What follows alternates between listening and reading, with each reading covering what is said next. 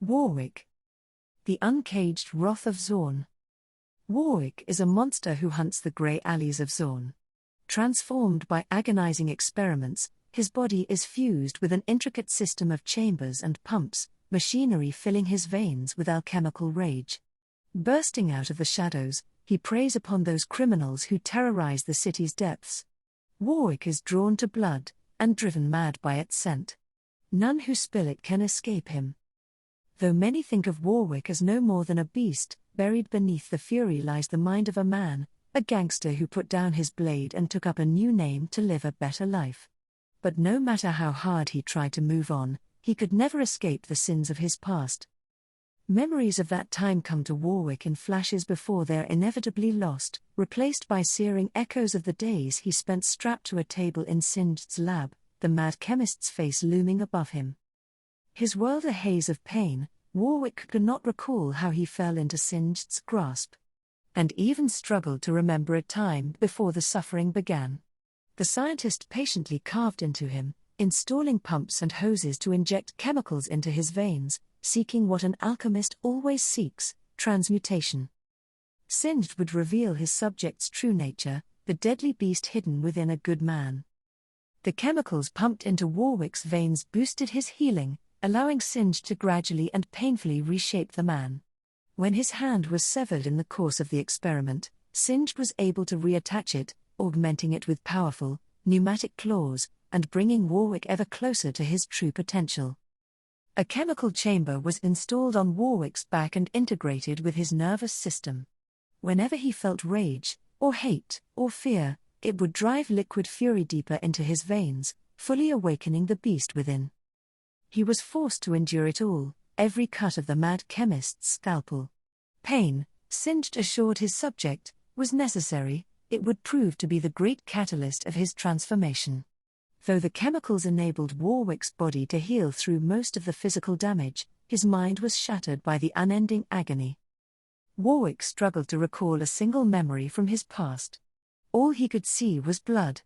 But then he heard a little girl screaming something he couldn't understand. It sounded like a name.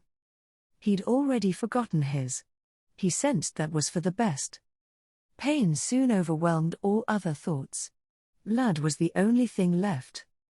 Though his body and mind were broken after weeks on the slab, Warwick stubbornly resisted the chemicals transmuting him. Toxins leaked from his eyes in place of tears. He coughed up gobs of caustic phlegm that sizzled against his chest, before burning shallow holes in the floor of the lab.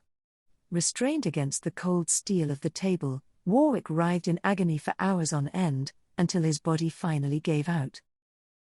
With the untimely death of his subject, Singed disposed of the corpse in a charnel pit deep in Zorn Sump, before turning his mind to the next experiment. But death proved to be the true catalyst needed for Warwick's transformation. As he lay cooling atop the pile of corpses, the chemicals could finally complete their work. The chamber on his back began to pump.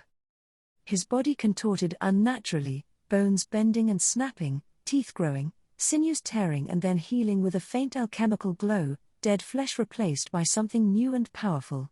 By the time his heart started beating once again, the man Warwick had been and the lives he'd lived were gone.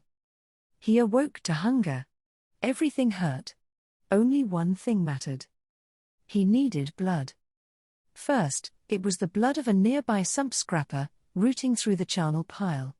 And then a priestess of the glorious evolved, seeking a member of her flock.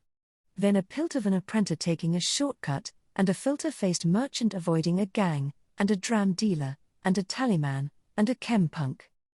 He set up a den not far from a place that itched at the back of his now animal mind. There, he continued the slaughter, not caring who fell to his claws. So long as blood dripped from gnashing teeth, he would feel nothing but a smear of red on his conscience, the hunger in his gut overwhelming any concern for his random victims. Yet, even as he surrendered to the beast, glimpses of his past began to haunt him. He saw a bearded man reflected in the eyes of a beggar as he tore out his throat. The other man looked somber, somehow familiar. There were scars on his arms. Sometimes, as he fed in dark alleys on stray gangers, the flash of knives would remind him of an old blade covered in blood. blood passing from the blade to his hands. From his hands, to everything he touched. Sometimes, he remembered the girl again. And still there was blood. It had always been there, he realized, his entire life, and nothing he did could wash it off. He'd left so many scars that even if he didn't remember his past, the city would. When he peered into the eyes of Zorn's criminals, the gang bosses, murderers, and thieves, he saw himself. The chamber on his back would fill his body with hate. His claws tore out of his fingers. He hunted. No longer content to kill indiscriminately, Warwick now pursues those already covered in the stench of blood. Just as he was the day he was dragged to Singed's door. He still wonders if he truly wanted this. He can't remember details, but he remembers enough. Enough to know Singed had been right all along, the good man had been a lie, before disaster had burned it away, revealing the truth. He is Warwick. He is a killer. And there are so many killers to hunt.